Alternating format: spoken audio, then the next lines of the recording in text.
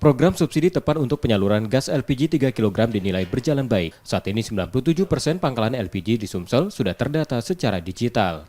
Selanjutnya, pemerintah mendorong agar pangkalan mencatat transaksinya agar memastikan LPG bersubsidi tepat pada konsumennya, yakni masyarakat miskin.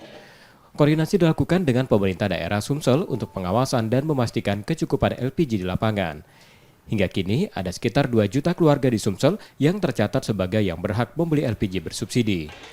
Pertamina mengupayakan 100% transaksi LPG dengan KTP pada akhir tahun ini.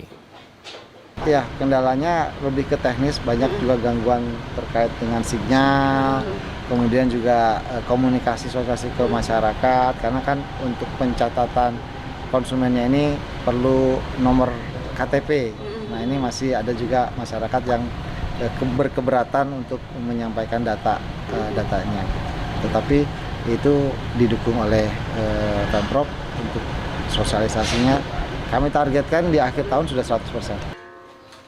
Di Sumsel, Pertamina menyalurkan LPG bersubsidi yang permintaannya mencapai 260.000 tabung setiap hari. Jumlah tersebut dinilai masih mencukupi. M. Rizky Nurmizan, Kompas TV, Palembang, Sumatera Selatan.